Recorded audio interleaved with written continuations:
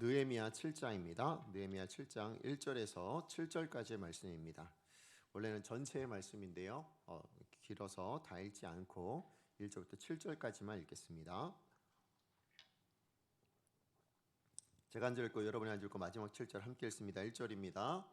성벽이 건축됨에 문짝을 달고 문지기와 노래하는 자들과 레위 사람들을 세운 후에 내 아우 하나니와 영문에 관한 하나냐가 함께 예루살렘을 다스리게 하였는데 하나냐는 충성스러운 사람이요 하나님을 경외함이 무리 중에서 뛰어난 자라. 내가 그들에게 이르기를 해가 높이 뜨기 전에는 예루살렘 성문을 열지 말고 아직 파수할 때에 곧 문을 닫고 빗장을 지르며 또 예루살렘 주민이 각각 자기가 지키는 곳에서 파수하되 자기 집 맞은편을 지키게 하라 하였노니 그 성읍은 광대하고 그 주민은 적으며 가하고 미처 건축하지 못하였음이니라. 내 하나님이 내 마음을 감동하사 귀족들과 민장들과 백성을 모아 그 계보대로 등록하게 하심으로 내가 처음으로 돌아온 자의 계보를 얻었는데 거기에 기록된 것을 보면 옛적에 바벨론 왕 느부갓네살에게서 사로잡혀 갔던 자들 중에서 노임을 받고 예루살렘과 유다에 돌아와 각기 자기들의 성읍에 이른 자들 곧 함께 읽습니다. 스룹바벨과 예수아와 느헤미야와 아사랴와 라함야와 나하마니와 모르드게와 빌산과 미스베렛과 니그웨와 느흠과 바나와 함께 나온 이스라엘 백성의 명수가 이러하니라. 아멘. 오늘 주신 말씀을 가지고 가야 할 그 땅 회복 12번째 시간입니다. 회복을 누리고 지키려면 이런 제목으로 여러분과 말씀 나누겠습니다. 여러분 전승이 수승난이라는 말을 혹시 들어보신 적 있으십니까?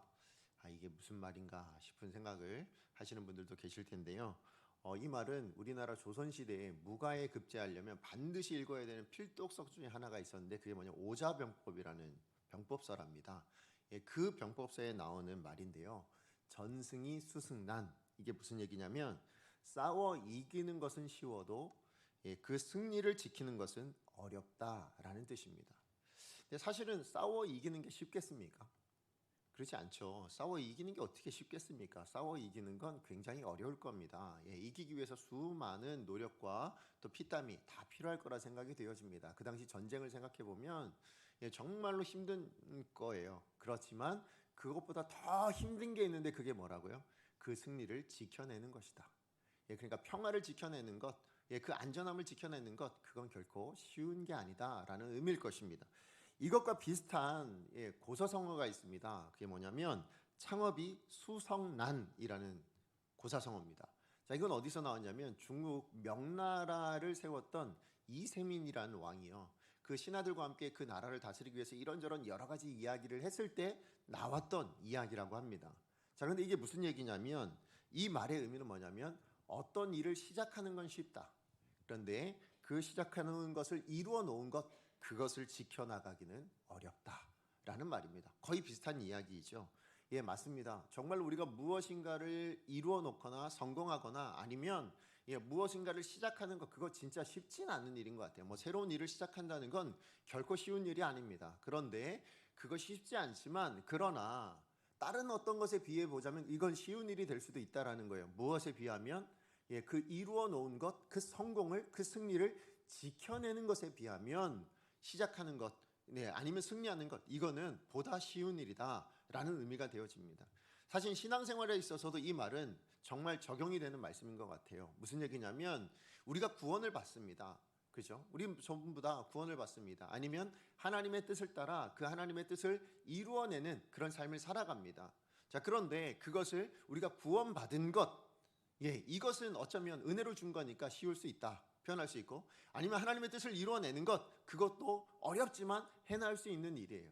근데 문제는 뭐냐, 뭐가 제일 어렵습니까? 그 구원받은 자답게 살아내는 게 어려워요. 그죠? 그것을 지켜내는 게 어렵습니다. 뿐만 아니라 하나님의 뜻을 끝까지 붙들어내는 것, 그건 결코 쉬운 일이 아닌 것 같습니다. 어떻게 할 수 있냐면 성경의 많은 믿음의 선배들도요, 이 부분에서 많이 넘어졌거든요. 이런 특별히 어떤 사람이 있느냐, 우리 다윗 한번 생각해 보시면 돼요. 우리 작년에 우리 다윗을 생각하지 않았습니까? 다윗 생각해 보면 정말 하나님께서 다윗을 향해서 어떤 뜻을 품으셨어요? 이스라엘의 왕이 되는 그 뜻을 하나님께서 품어주셨어요. 그 뜻을 세웠더니 정말로 목동이었던 이 다윗이 정말 어렵고 힘들었어요. 그 삶이 어려웠지만 결국엔 어떻게 됩니까? 이스라엘의 왕으로 세워지더라. 예, 그 하나님의 뜻이 이루어졌습니다. 그 과정 가운데 무수한 어려움들이 있었어요. 정말로 사울 왕 때문에 날마다 도망다녀야 됐거든요. 목숨의 위협을 너무너무 많이 당하고 살았습니다. 뿐만 아니라 유혹도 많았어요. 어떤 유혹이요? 내가 조금만 애쓰면 뭐예요? 그냥 사울을 죽일 수도 있었거든요. 예, 그래서 그 도망가는 그 삶을 다 그냥 면할 수도 있었어요.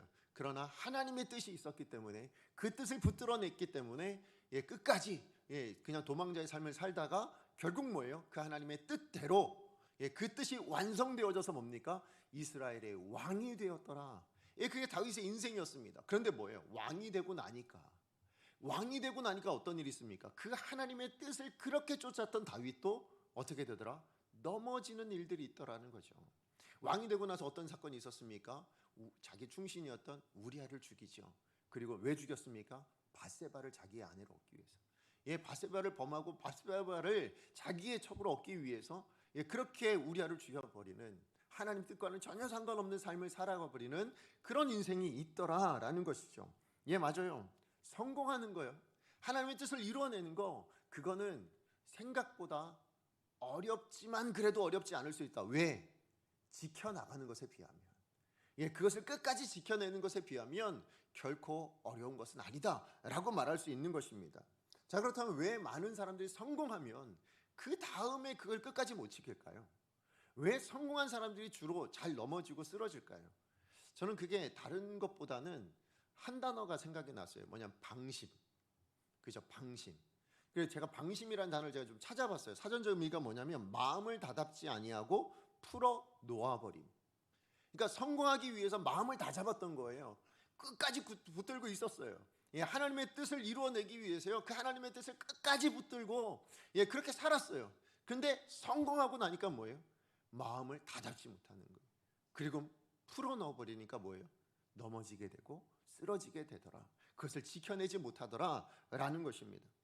맞아요. 오늘 본문에 나오는 이 느헤미야서의 말씀을 보면 그런데 정말로 이것을 깨달아 알았던 사람이 느헤미야였지 않았을까라는 생각을 해보게 됩니다. 오늘 1절 말씀이 어떻게 시작되냐면 성벽이 건축됨에라고 이야기를 하고 있습니다.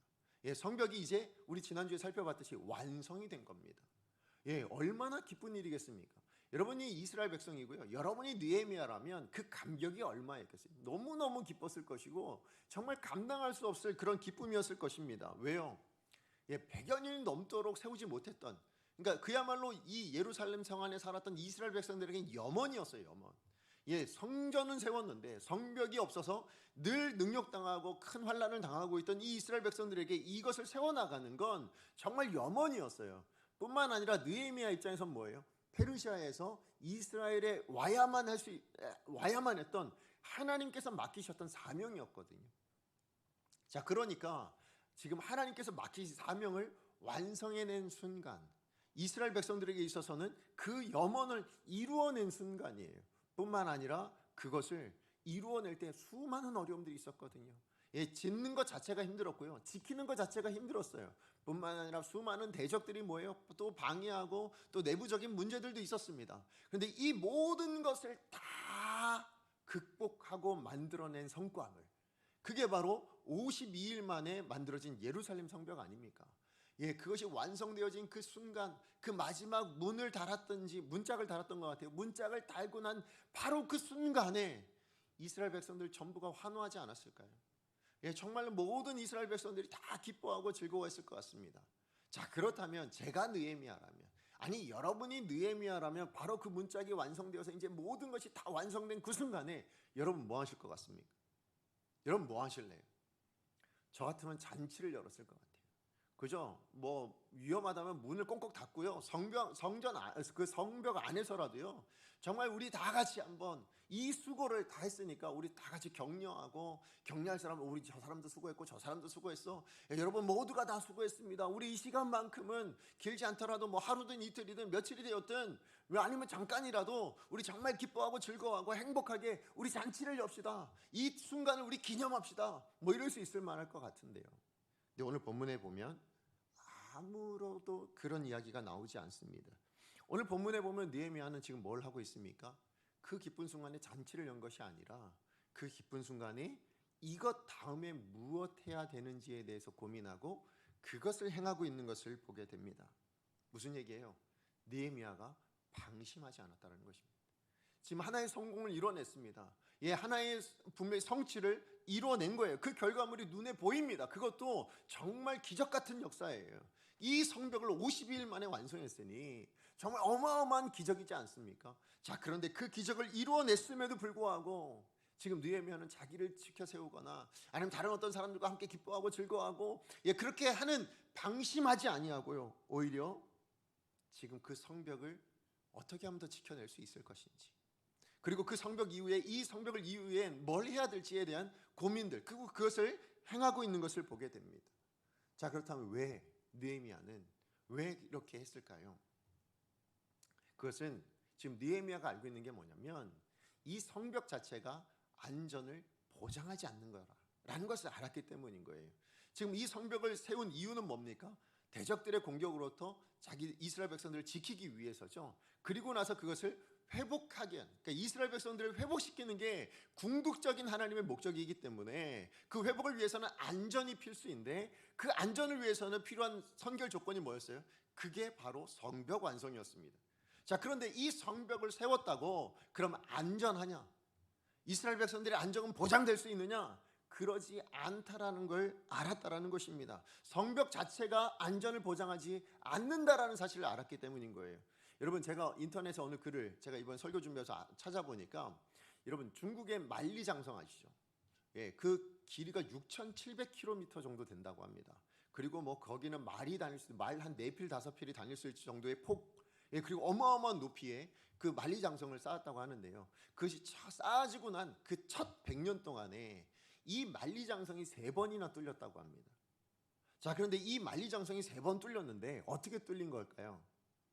이 대적들이요, 막 그 적들이 만리장성을 무너뜨리고 그렇게 넘어온 게 아니고요. 이 3번도 어떻게 뚫려지게 됐냐면 그 만리장성에도 성문이 있었는데요. 그 성문지기를 매수해가지고요. 그래서 성벽을 뛰어넘은 것이 아니라 성문을 열고 당당하게 적들이 거길 들어가가지고 이 만리장성을 넘어버린, 뚫어버린 그런 일들이 있었다라고 이야기를 하더라고요. 맞아요. 아무리 튼튼하고 아무리 높고 아무리 길어도 성벽 문이 열려버리면 그럼 뭐 아무 소용이 없는 거잖아요. 맞아요. 성벽 그 자체가 안전을 보장하지 않습니다. 성벽 그 자체가 안전을 완성했다 뭐 이렇게 말할 수 있는 것이 아닙니다. 회복도 마찬가지예요.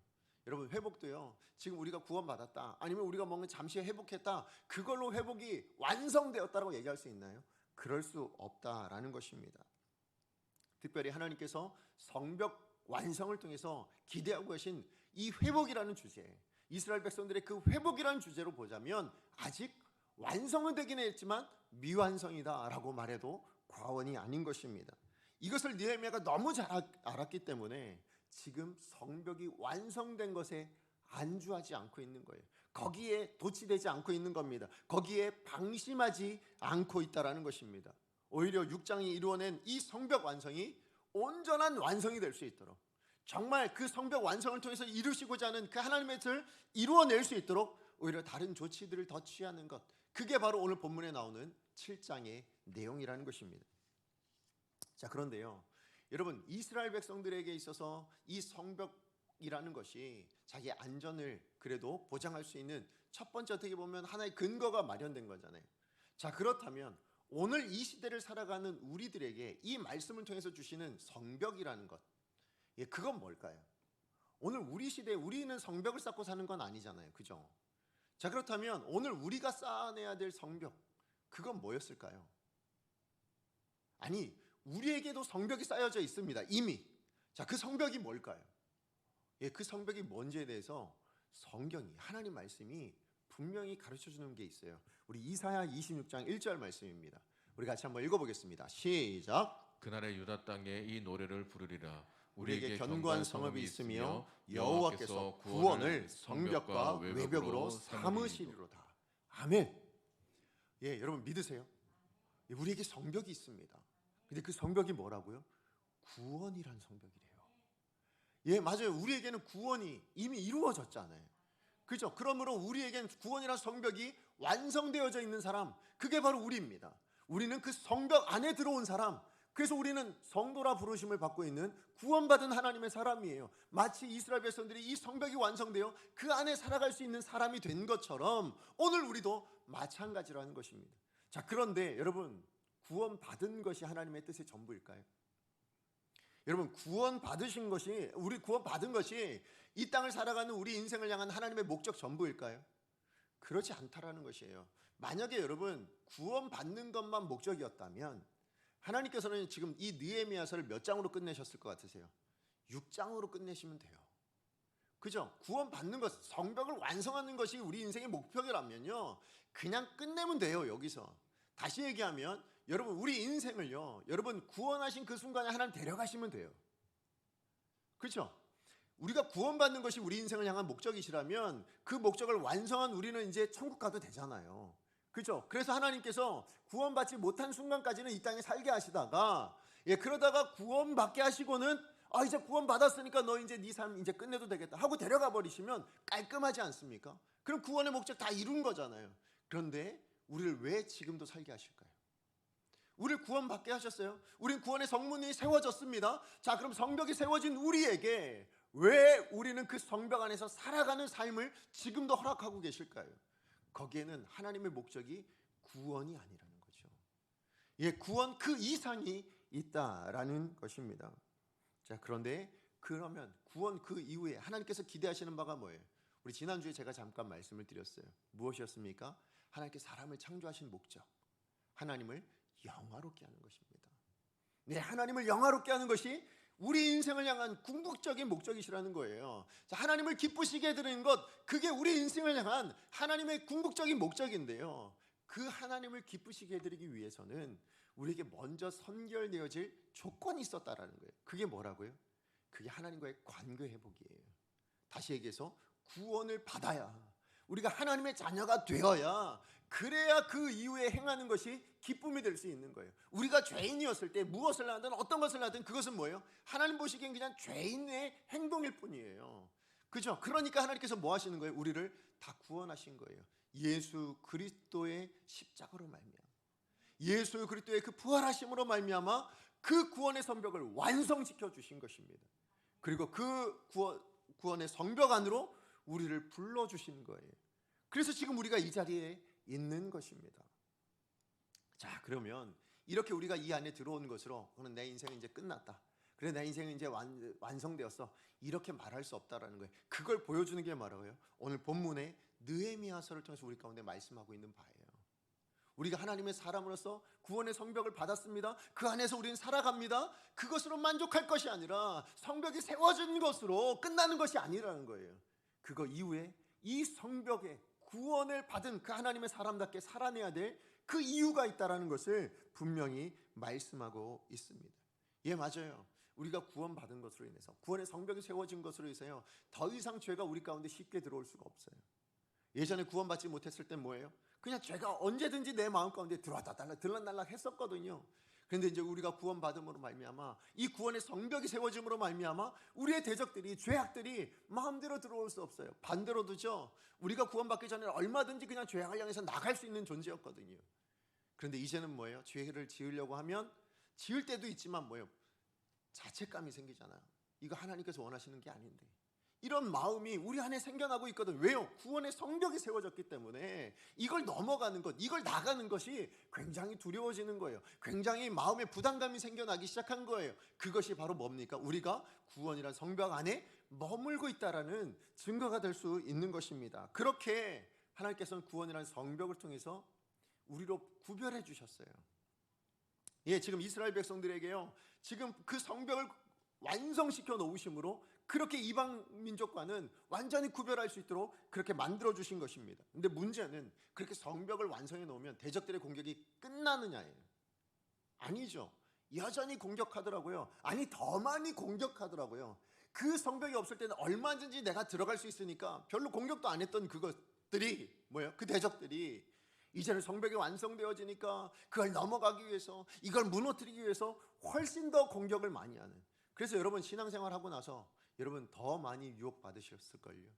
더 많이 힘든 우리의 삶을 살아갈 수밖에 없는 이유, 대적들이 우리를 가만히 놓지 않기 때문에 그렇다라는 것입니다. 그렇기 때문에 우리가 신앙생활할 때 반드시 기억해야 될 말씀 중에 하나가 뭐냐면 고린도전서 10장 12절 말씀이에요. 여러분 너무 잘 아시는 말씀이거든요. 우리 같이 한번 읽어볼까요? 시작. 그런즉 선줄로 생각하는 자는 넘어질까 조심하라. 아멘. 예, 우리는요 구원받으면 다 선 줄 알아요. 예, 우린 구원받았으니까 다 선 사람들이에요. 그런데 선줄로 생각하는 사람은, 아니 서 있는 사람은 뭘 조심해야 된다고요? 넘어지는 걸 조심해야 된다고요. 다시 주저앉을까, 그것을 조심해야 되는 것이 우리들의 모습이라는 거예요. 거기에 경각심을 가지고 살아가야 된다는 것입니다. 예, 맞아요. 대적들은요 항상 성벽을 넘어뜨리려고, 성벽을 무너뜨리려고 끊임없이 공격하고 있습니다. 그렇기 때문에 우리는 성벽 완성되어진 것에 만족하지 말아야 돼요. 예, 성벽 완성되어진 6장에서 우리의 인생, 우리의 신앙생활을 거기서 만족하고 거기서 더 나아가지 않는 인생이 되어서는 안 된다는 것입니다. 뭐 해야 돼요? 거기서 넘어와야 돼요. 어디로 넘어와야 됩니까? 7장으로 올 수 있어야 돼요. 예, 7장의 삶을 우리 삶 안에도 구현해내고 실천해낼 수 있어야 된다라는 것입니다. 그렇기 때문에 오늘 본문을 통해서 우리는 정말로 이 구원 이후에 회복받고 그것을 지키고 그것을 누리기 위해서 우리가 무엇을 해야 되나, 오늘 본문 말씀을 통해서 우리가 그것을 좀 살펴보기 원합니다. 여러분 인생 가운데 하나님 구원을 허락하셨어요. 그걸 지켜나가고 정말 구원받은 사람답게 살아가기 위해서 우리가 뭘 해야 될까요? 하나님 여러분에게 하나님 뜻을 이루어 주실 것이고 하나님께서 여러분에게 회복의 그 역사를 만들어 가실 거예요. 그런데 그것이 완성되어지는 것도 중요하지만 그것보다 더 중요한 게 뭐라고요? 그걸 지켜낼 수 있어야죠. 어떻게 해야 지켜낼 수 있을까요? 그래서 오늘 본문을 통해서 두 가지로 좀 나누기 원합니다. 자, 첫 번째예요. 첫 번째 뭐냐면 내 자리에서 뭘 해야 된다고요? 구별됨을 지켜내야 된다는 거예요. 아까 성벽을 통해서 뭘 만드셨다고요? 구별되게 만드셨어요. 근데 그 구별됨을 이제는 어디에서요? 내 삶의 자리에서 지켜내야 된다는 것입니다. 자, 우리 1절에서 2절 말씀 같이 한번 읽어보겠습니다. 시작. 성벽이 건축됨에 문짝을 달고 문지기와 노래하는 자들과 레위 사람들을 세운 후에 내 아우 하나니와 영문에 관한 하나냐가 함께 예루살렘을 다스리게 하였는데 하나냐는 충성스러운 사람이요 하나님을 경외함이 무리 중에서 뛰어난 자라. 아멘. 지금 느헤미야가요 성벽을 완성한 이후에 방심하지 않고 그 이후에 이 성벽을 온전하게 하기 위해서 하나님의 뜻을 온전히 이루어내기 위해서 지금 뭘 했습니까? 가장 먼저 한 조치가 그 성벽을 지키는 사람들을 세운 것입니다. 이 성벽을 지켜내기 위해서 어떻게 해야 될까? 사람들을 세우자 해서 세웠어요. 그래서 세운 사람들이 누구예요? 문지기와 노래하는 자들과 레위 사람들이라고 이야기하고 있습니다. 아니 문지기는 이해가 돼요. 아니 성벽을 지키기 위해서 문지기를 세운다는 건 이해가 되는데, 아니 성벽을 세우기 위해서 노래하는 자들과 레위인을 세운다라는 건 어떤 의미일까요? 아니 저 같으면, 제가 만약에 사람을 세울 수 있는 권한이 있었다면 저는 성벽을 지키는 사람이라면 활을 좀 잘 쏘고, 아니면 시각이 좋아가지고 멀리서 오는 적들을 좀 잘 볼 수 있는 사람, 아니면 칼을 잘 쓰거나 뭔가 좀 용맹한 사람, 그저 전쟁 싸움을 잘하는 사람, 뭐 이런 사람을 세울 것 같아요. 그런데 그런 사람이 아니라 오늘 본문의 느헤미야는 누굴 세우고 있습니까? 왜? 문지기하고요 노래하는 사람하고 레위 사람을 세웠다고 지금 그렇게 이야기를 하고 있는 것입니다. 무슨 얘기를 하고 싶은 걸까요? 아니 성벽을 지키는 사람들로 왜 노래하는 사람 레위인을 세워야만 했겠습니까? 이 노래하는 사람 레위 사람들 뭐 하는 사람들이에요? 제사드리는데 수종드는 사람들이에요. 그런데 이 제사드리는데 수종드는 사람을 성벽 지키는 사람으로 세워냈다는 건 무슨 의미가 될까요? 이 말은요 다른 의미가 아니라 이 성벽이 무엇인가를 지금 이야기하고 싶은 거예요. 무슨 얘기냐면 이 성벽은 그냥 성벽이 아니다. 세상에 수많은 성벽들이 있었을 거잖아요. 성들이 있었을 거예요. 그 성들과 구별된 성이다라는 것을 보여주고 싶은 거예요. 이 성벽은 그냥 성벽이 아니라 이 느헤미야에게 뭐냐면 성전의 확장판이라는 거예요. 성전의 확장이 되어진 곳, 이게 바로 이 성벽의 의미다라는 것입니다. 다시 얘기하면 예루살렘 성은, 지금 우리가 지어진 이 성은 하나님을 예배하는 자들의 성이다. 그냥 모든 세상에 있는 성들과 똑같이 지어 보였지만 그러나 그러지 않다. 성벽 자체는 똑같아 보이는지 몰라도 전혀 다르다. 무엇과 다르냐? 이 성은 하나님을 예배하는 자들의 성. 네, 하나님이 함께 하시는 성, 다르게 얘기하면 하나님을 경외하는 자들이 모여 있는 사람들의 성. 그게 바로 이 예루살렘 성이다라는 것을 보여주기 위해서라는 것입니다. 그러니까 이 예루살렘 성을 들어오려면 이 성벽을 지키는 자들에게 문을 열어줘야 될 거잖아요. 어떤 사람에게 문을 열어줄까요? 어떤 사람에게 이 문을 열어주겠습니까? 하나님을 경외하는 사람들에게, 하나님을 인정하는 사람들에게 이 문을 열어준다는 거예요. 반대로 얘기하면 여러분, 어떤 사람이 못 들어오는 거예요? 하나님을 대적하고 하나님을 알지 못하는 자들은 들어올 수 없는 성이다. 우리 구원이 마찬가지 아닙니까? 여러분, 우리 구원의 성은 어떻게 들어올 수 있습니까? 무엇으로 들어올 수 있습니까? 하나님을 경외하고 예수 그리스도를 믿는 자라야 들어올 수 있는 거예요. 아무나 들어올 수 있는 것이 아니라고요. 맞아요. 그것을 선언하고 선포하고 있는 것이 무엇입니까? 바로 문지기, 성벽을 지키는데 문지기뿐만 아니라 레위인과 노래하는 자들을 세워놨다라는 것입니다. 뿐만 아니라 여러분, 이어서 나오는 2절 말씀에도 보면 지금 분명히 문지기, 성벽을 지키는 사람들을 세웠고 그 다음에 한 일이 무엇입니까? 이제는 예루살렘을 다스리는 사람을 세웠어요. 이 느헤미야가요, 예루살렘 성을 다스리는 사람을 세웠어요. 자, 근데 어떤 사람을 세웠는지 여기 기준도 한번 보십시오. 2절 말씀해 보니까 어떤 사람을 세웠습니까? 하나니와 하나냐를 세웠어요. 자, 그런데 그 사람을 세운 기준이 뭐냐는 거예요. 기준이 뭡니까? 뒤에 보니까 충성스러운 사람이요, 그 다음 뭐라고 돼 있어요?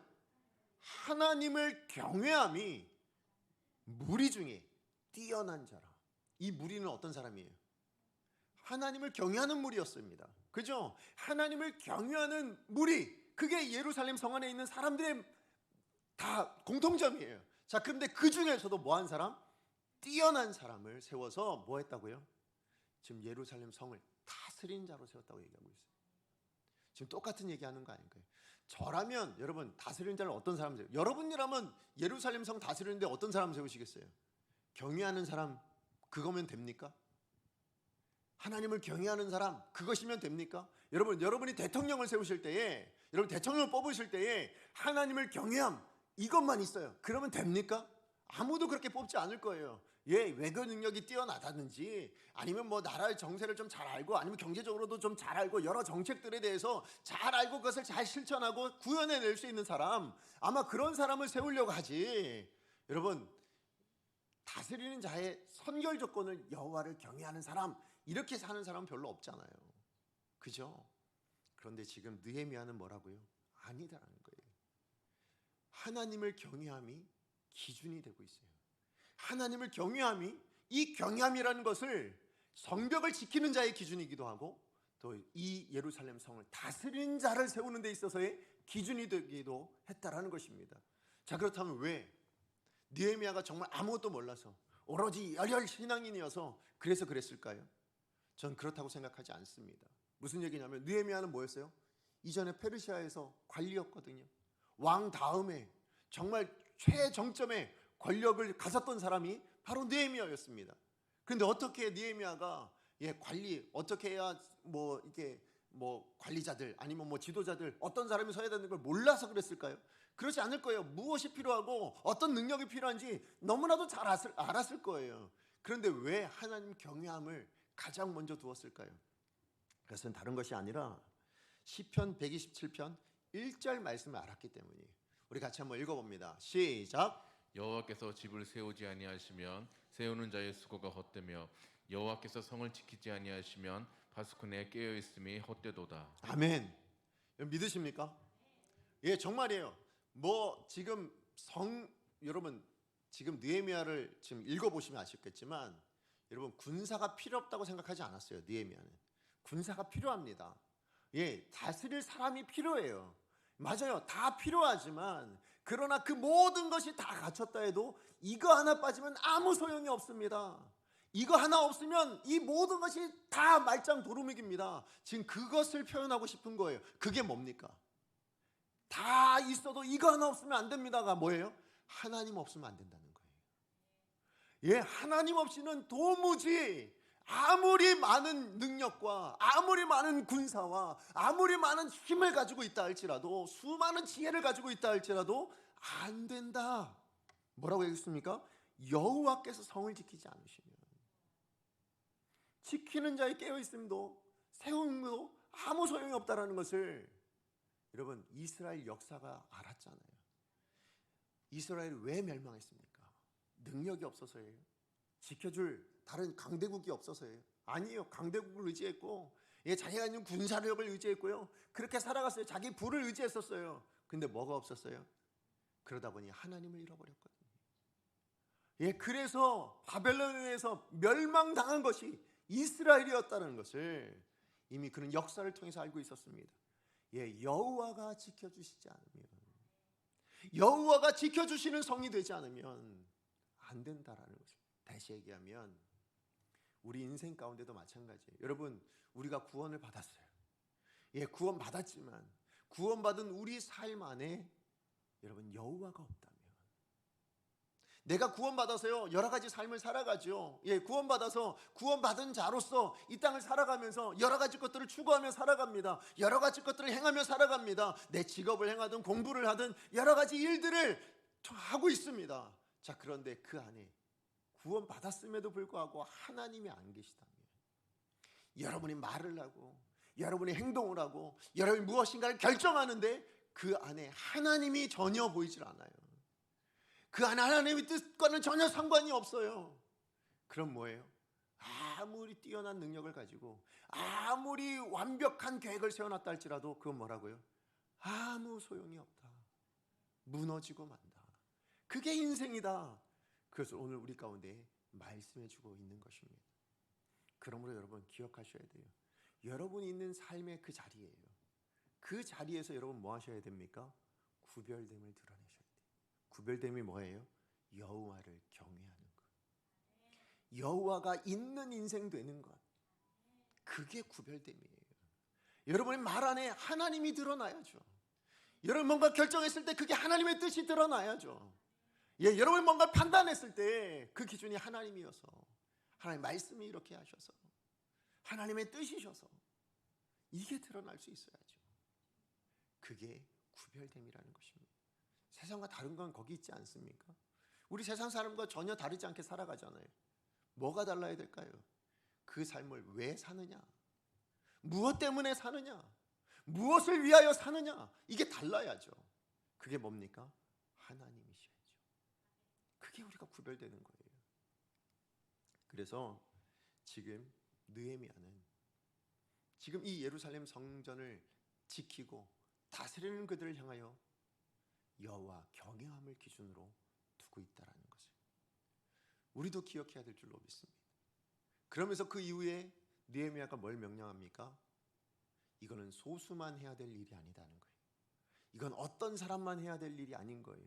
그래서 문지기도 세웠고 노래하는 사람 레위도 세웠고 다스리는 사람도 세웠지만 3절 4절에 누구를? 온 그 성 안에 있는 모든 이스라엘 백성들을 통하여 뭐 하라고 합니까?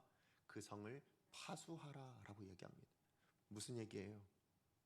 여러분, 여기에 우리 강성교회를 예를 들게요. 여기 강성교회가 하나님의 은혜가 가득 채워진 그런 공동체가 되려면 여러분 저만 잘하면 될까요? 우리 장로님들만 잘하면 되겠습니까? 아니 어떤 한 사람이 정말 뛰어난 하나님의 사람이 있으면 그러면 될까요? 그러지 않아요. 사단은 어딜 공격해 올까요? 연약한 자를 통해서 들어올걸요. 방심하고 있는 사람을 통해서 공격해 들어올걸요. 그래서 우리 공동체를 흔들고 그래서 우리 공동체를 무너뜨리려고 할 것입니다. 그렇기 때문에 우리 모두가 다 한마음이 되어 뭐 해야 될까요? 하나님 중심으로 살아야 돼요. 하나님 중심으로 살아내야 돼요. 우리 모두가 내가 사단의 도구가 되지 않기 위해서 여러분 우리 모두가 경각심을 가지고 방심하지 않고 내 삶 자리에서 나 있는 자리에서 하나님을 살아내는, 하나님을 드러내는, 하나님 중심으로 살아내는 구별된 인생 되어야 될 줄로 믿습니다. 자, 그런가 하면 두 번째예요.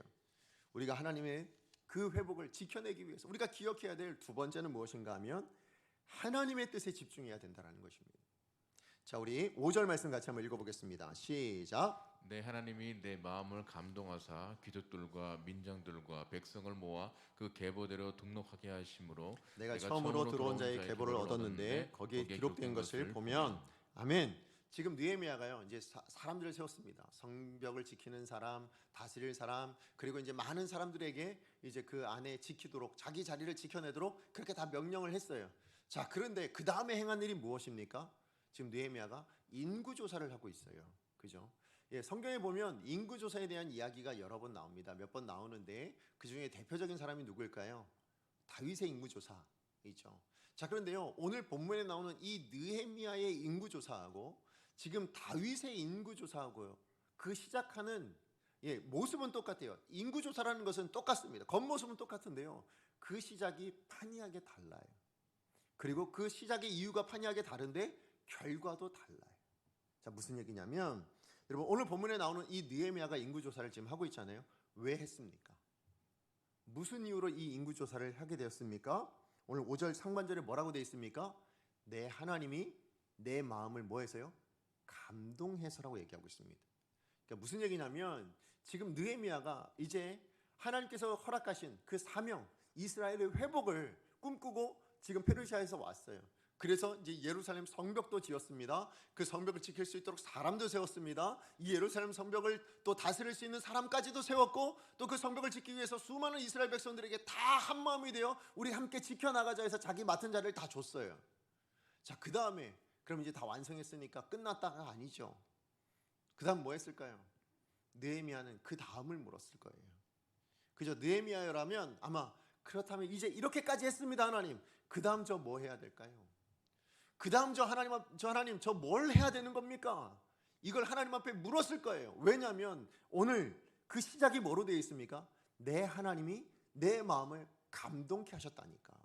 무슨 얘기냐면, 묻지도 않았는데 하나님이 감동케 하십니까? 그러지 않으실 거예요. 하나님 앞에 물으니까 하나님께서 그 마음을 감동하셔서 뭐 하신 거예요? 내 뜻이 무엇이다를 알려주신 거예요. 네가 무엇을 해야 될지를 하나님의 뜻을 분명하게 지금 알려주고 있었다라는 것입니다. 그 뜻이 무엇이었습니까? 지금 이 이스라엘 백성들의 인구를 한번 조사해봐라. 지금 그렇게 명령하셨다라는 것입니다. 자, 그런데요, 아까 말씀드렸던 다윗은 인구조사를 왜 했는가? 그 시작이 이렇게 되어 있습니다. 우리 역대상 21장 1절 말씀이에요. 우리 같이 한번 읽어봅니다. 시작. 사탄이 일어나 이스라엘을 대적하고 다윗을 충동하여 이스라엘을 괴수하게 하니라. 아멘. 여러분 여기에 보니까 지금 다윗이요, 인구조사를 했는데 왜 했다고 나오고 있습니까? 이유가 뭐예요? 사단이 일어나서요, 다윗을 충동시켜가지고 한 일이 지금 인구조사였다고 지금 그렇게 이야기를 하고 있습니다. 자, 그렇다면 사단은 다윗에 뭘 충동시켰을까요? 다윗의 어떤 부분을 충동시켜서 사단이 지금 이렇게 인구조사를 하도록 만들었을까요? 여러분, 그건 다른 게 아니고요, 다윗의 자기 과시예요. 다른 말로 얘기하면 교만한 마음이에요. 다윗이 왕이 됐습니다. 그리고 다윗이 하나님의 은혜로 말미암아 지금 이스라엘을요, 정말 그 주변의 모든 나라보다 강대한 나라를 만들었어요. 부국한 나라를 만들었어요. 자, 그러고 나니까 한번 보고 싶은 거예요. 내가 얼마나 강대하게 만들었는지, 내가 얼마나 대단하게 이 나라를 잘 꾸렸는지, 그거를 지금 보고 싶은 거예요. 그 결과를 알고 싶은 거예요. 그래서 뭐 한 거예요? 그래서 인구조사하는 거예요. 다시 얘기하면 하나님의 뜻에 집중하지 않고 뭘 집중한 거예요? 내가 뭘 했는지, 지금 나를 위해서 어떻게 해야 될지 거기에 집중해버리게 된 거예요. 그렇게 교만해지고 나니까 사단이 그 교만을, 그 자기를 향한 그 마음을 충동시켜가지고는 그래서 이 악한 일을 행하게 만들었다라는 것입니다. 여러분, 이것을 보면 뭘 깨달을 수 있어요? 여러분, 다윗 하면 어떤 사람이에요? 우리가 알기는 하나님 마음에 합한 사람, 믿음에 있어서만큼은 정말 타의 추종을 불허할 만큼 정말 대단한 믿음의 위인, 이렇게 생각할 수 있잖아요. 그런데 그런 사람이라 할지라도 뭐예요? 하나님의 뜻에 집중하지 않으면, 하나님의 뜻이 아닌 것에 집중하게 되어질 때는 사단의 충동질에 넘어갈 수 있구나. 사단의 충동질에 넘어가서 하나님 앞에 정말 무서운 심판을 받을 수 있는 그런 일들도 감행할 수 있게 되어지는구나. 이것을 알게 되어졌다라는 것입니다. 여러분, 제가 이 말씀을 보면서 사실 저부터 굉장히 큰 두려움이 들었어요. 제가 강성교회 어쨌든 담임으로 이제 오고 나서 혹시 제가 이런 일을 결정할까 봐, 제가 이런 인생을 살아갈까 봐 두렵고 떨리더라고요. 이게 저만의 두려움은 아니어야 된다는 거예요. 우리 모두의 두려움이어야 되지 않을까요? 그죠? 여러분은 여러분의 삶을 결정할 때 어떤 이유로 결정하십니까? 혹시 느헤미야처럼 하나님의 뜻을 따라 하나님이 주신 마음의 그 감동함을 따라 그렇게 여러분의 인생에 무엇인가를 결정하고 인구조사 같은 것을 하십니까? 아니면 다윗처럼요, 나를 좀 드러내고 나를 위해서 내가 좀 어느 정도인지를 알고 싶어서 그렇게 자기를 위하여 그렇게 행하고 결정하는 그런 인생을 더 많이 살고 계십니까? 그럴 때 그것은 누가 사용한다고요? 하나님이 아니라 사단이 사용하더라. 사단이 그것을 충동시켜서 하나님이 전혀 원치 않는 일을 행하도록 만들더라. 이것을 우리는 알 수 있습니다. 바라기는, 저는 우리 강석교회 모든 성도님들이 무엇인가 결정하고 무엇인가 행동하고 무엇인가 살아가실 때요, 다윗과 같은 인구조사 이런 방식으로 행하지 않았으면 좋겠습니다. 왜요? 그건 망하는 길이니까. 그건 하나님 앞에 심판받을 수밖에 없는 길이니까. 그런 의미에서 여러분, 우리가 다윗의 길을 걷지 않고 다윗의 이 인구조사와 같은 길을 걷지 않고 지금 느헤미야가 보여주고 있는 이러한 길을 걸어가려면 우리 기억해야 될 게 뭘까요? 그건 다른 거 아니에요. 뭡니까? 하나님이 있어야 돼요. 그죠? 하나님이 있어야 돼요. 무슨 얘기냐면 하나님이 내 하나님 돼야 돼요. 하나님이 내 하나님일 때에 하나님께서 뭐 하실까요? 느헤미야의 마음을 감동케 해주시거든요. 하나님이 내 하나님 되어질 때에 하나님이 그 뜻을 나에게 알려주실 테니. 그럼 내 하나님 된다는 의미가 뭘까요? 여러분, 매일을 하나님과 함께 동행하세요. 여러분의 매일을 하나님과 함께 사셔야 돼요. 하나님과 동행하고 함께 산다는 게 뭐예요? 여러분, 동행하면요, 아모스 3장 3절 말씀에 보면 두 사람이 뜻이 같지 않은데 어떻게 동행하겠느냐라는 얘기가 나옵니다. 여러분, 무슨 얘기예요? 하나님과 동행하고 싶으면 하나님과 뜻이 같아야 돼요. 하나님 뜻이 뭐예요? 말씀이에요. 그렇죠? 말씀으로 사셔야 돼요. 말씀 매일 묵상하시고요, 말씀 매일 읽으시고요, 말씀 매일 그 말씀대로 살아내려고 몸부림치셔야 돼요. 그러기 위해서 기도하는 거예요. 그렇게 살아갈 때에 하나님께서 오늘 느헤미야처럼 내 하나님, 나를 감동하사, 이 고백의 인생이 여러분의 인생 될 줄로 믿습니다. 그렇기 때문에 여러분, 오늘 저는 여러분 모두가, 우리 강성교회 모든 성도님들이 이 고백의 인생을 살았으면 좋겠어요. 정말로. 그래서 우리 이 말씀을 한번 이렇게 읽으면 어떨까요? 제가 이렇게 해서 내 하나님이 내 마음을 감동하사, 이걸 좀 바꿔서 여러분의 이름을 넣어서 우리 같이 한번 읽어볼까요? 호진이의 하나님이 호진이의 마음을 감동하사. 우리 그걸 정말 소망하는 마음으로 우리 같이 한번 읽어봅니다. 시작. 호진이의 하나님이, 호진이라고 읽으시면 안 돼요. 여러분이 이름 넣어야 돼요. 다시 한번 시작. 호진이의 하나님이 호진이의 마음을 감동하사. 호진이의 하나님이 호진이에게 하나님의 뜻을 전해주시는 거예요. 그 하나님의 뜻을 감동시켜서 알게 해주시는 거예요. 그렇게 살아가는 인생, 그것이 우리가 이 땅을 살아갈 때 넘어지지 않고 우리에게 허락하신 이 구원을 끝까지 지켜가며 하나님의 뜻을 끝까지 지켜내는 복된 인생이 될 줄로 믿습니다. 내 뜻이 아니라 나에게 집중하는 다윗과 같은 모습이 아니라 느헤미야처럼 하나님께 집중하는, 하나님 마음의 감동케 함을 누릴 수 있는 복된 저와 여러분 되어주기를 간절히 소원합니다. 말씀의 결론을 맺습니다. 느헤미야는 성벽 완성됐다고 안주하지 않습니다. 구원받은 우리는 구원받았다고 안주해서는 안 될 것입니다. 구원받은 이후의 삶을 우린 더 하나님 앞에 구해야 돼요. 하나님, 구원받은 이후에 나 뭐 해야 됩니까? 하나님, 구원받은 이후에 나는 어떤 삶을 살아야 될까요? 이것을 끊임없이 우리는 구하고 하나님 앞에 간구해야 될 줄로 믿습니다. 그러면서 오늘 느헤미야가 보여준 이 두 가지 우린 끝까지 살아내야 돼요. 첫 번째 무엇이었습니까? 구별된 삶을 사셔야 돼요. 하나님을 경외하는, 그리고 하나님의 뜻을 따라 그렇게 살아갈 때 하나님의 마음이 여러분을 감동케 하시는, 그래서 여러분의 인생이 하나님이 나의 하나님 되어지는 그런 복된 인생 되어질 줄로 믿습니다. 우리 말씀 기억하면서 함께 찬양하기 원합니다. 오늘 부를 우리 찬양은요, 내 마음의 주를 향한 사랑이입니다. 예, 우리 마음 안에요 하나님을 경외함이 있어야 돼요. 예, 우리 구원이라는 성 안에는 반드시 있어야 될 게 하나 있는데 그게 뭐냐면 하나님이셔야 돼요. 예, 그 하나님이 계실 때 우리 성이 더 든든하게 견고하게 세워질 줄로 믿습니다. 오늘 찬양의 가사가 내 마음의 주를 향한 사랑이 나의 말에 주가 주신 진리로 나의 눈에 주의 눈물 채워주시옵소서. 내 입술의 찬양의 향기가 두 손에는 주를 닮은 섬김이 나의 삶엔 주의 흔적 남게 하소서. 결론이 뭐예요? 주가 있는 인생 되게 해주세요 잖아요. 내가 말을 하든 행동을 하든 뭘 하든 주가 있는 인생 되게 해주세요. 하나님이 있는 인생 되게 해주세요. 그렇게 고백하고 있는 것입니다. 그런 자에게 하나님께서 어떻게 하신다고요? 영원히 함께 해주신다. 하나님 뜻을 알려주시고 하나님의 뜻대로 살아가는 복된 인생 되게 해주실 것이다. 오늘 그것을 우리 믿음으로 우리 입술로 고백하며 찬양하겠습니다. 내 마음의 주를 향한 사랑이 내 마음의 주를 향한 사랑이 나의 말엔 주가 주신 진리로 나의 말엔 주가 주신 진리로 나의 눈에 주의 눈물 채워주시시로 나의 눈물 주의 눈물 채워주소서. 내 입술엔 찬양의 향기가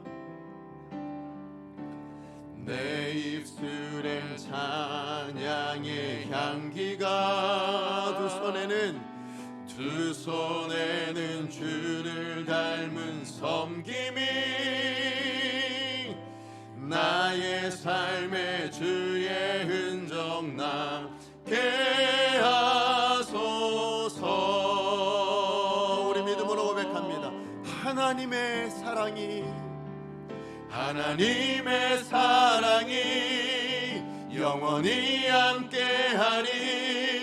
십자가의 길을 걷는 자에게 우리 하나님과 함께한 길은 넓은 길 아니에요. 좁은 길이에요. 대가를 치러내야 되는 길입니다. 그런 우리를 세상은 가만두지 않을 것입니다. 조롱하는 소리와 세상 유혹 속에도 주의 순결한 신부가 되리라. 내 생명 주님께 드리리. 우리 다시 한번 믿음으로 하나님의 사랑이 영원히 함께하리. 하나님의 사랑이 영원히 함께하리. 십자가의 길을 그 좁은 길을 걷는 자에게 대가의 치료는 순교자의 삶을 사는 이에게 세상 그 어떤 공격 앞에서도 조롱하는 소리와 세상 유혹 속에도 주의 순결한 신부가 되리라. 내 생명 주님께 드리리. 다시 한번 하나님의 사랑이 영원히 함께하리. 우리 믿음으로 고백합니다. 하나님의 사랑이 아멘 영원히 함께하리. 십자가의 길을 걷는 자에게 하나님 우리 가운데 모든 성도님들 그 길을 걸어갈 수 있게 하여 주시옵소서. 기꺼이 주의 뜻을 따라 하나님을 위하여 대가를 치르는 인생 되게 하여 주시옵소서. 세상의 그 어떤 공격 앞에서도 조롱하는 소리와 세상의 그 어떤 유혹 앞에서도 넘어지지 않는 주의 순결한 신부가 되리라. 내 생명 주님께 내 생명 주 우리 마지막으로 믿음으로 내 생명 주님께 드리리.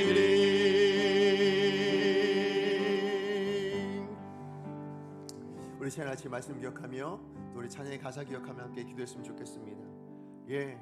세상은요 다른 기준으로 강해질 수 있다고, 다른 기준이어야 성공할 수 있다고 이야기합니다.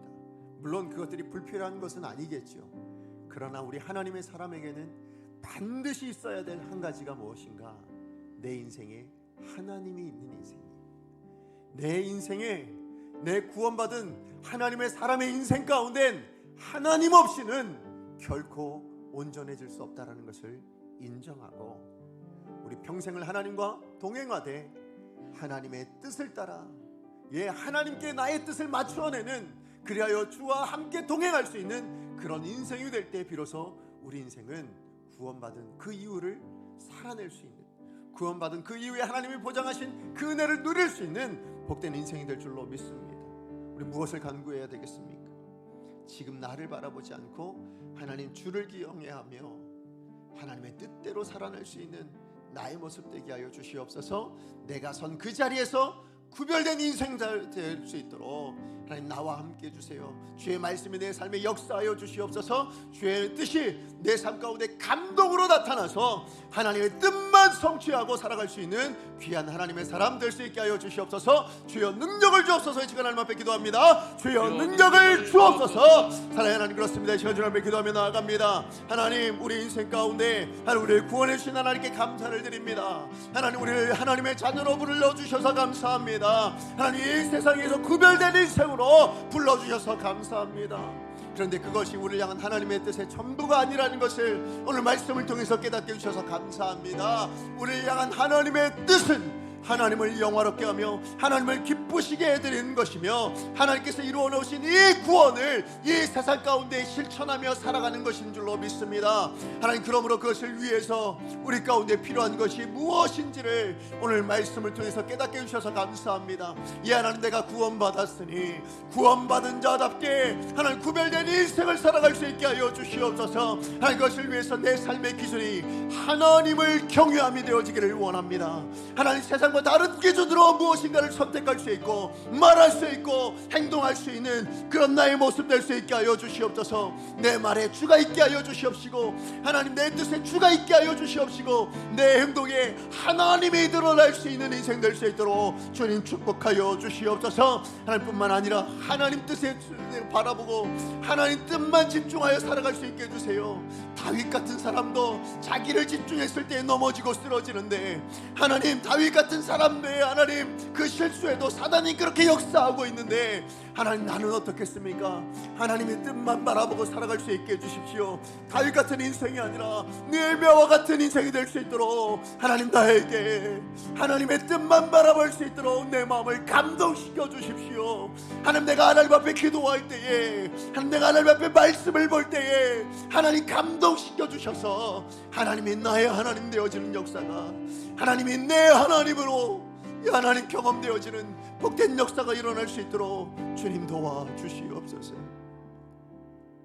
사랑하는 하나님, 감사합니다. 오늘도 우리를 하나님의 자녀 삼으시고 예수 그리스도의 십자가와 그 부활하심으로 우리를 구원받은 그 구원의 성 안에 머무는 인생 되게 해주셔서 감사를 드립니다. 근데 그것이 우리를 향한 하나님의 뜻의 전부가 아니고, 우리가 살아가는 그 평생을 통하여 하나님의 나라가 어떤 나라인지, 하나님의 나라에 그것을 통하여 하나님 무엇을 기뻐하시며 하나님의 영화롭게 하는 것이 어떻게 살아가야 되는 것인지를 하나님 우리로 목적하고 있다는 것을 깨닫고, 우리에게 주어진 삶을 구원받은 것에 만족하지 아니하고 내가 말하고 행동하고 결정하는 그 모든 삶의 자리자리마다 하나님이 기준이 되어지는 복된 인생이 될 수 있게 하여 주시옵소서. 뿐만 아니라 다윗 같은 사람도 하나님 뜻이 아니라 자기를 바라봤을 때에, 내 것을 생각했을 때에 사단의 충동 가운데 넘어져 심판받는 인생이 되었다는 것을 기억하고, 오늘 우리는 하나님이 내 하나님 되어줄 수 있도록 하나님이 내 마음에 감동하시는 그 뜻을 우리가 날마다 순종하며 살아내는 복된 인생 될 수 있게 하여 주시옵소서. 그래서 우리 강성교회 모든 성도님들에게 하나님이 내 하나님이십니다, 이 고백을 날마다 하나님 앞에 선포하며 찬송하며 그렇게 살아내는 복된 하나님의 사람들 다 되게 하여 주시옵소서. 예수님의 이름으로 기도합니다.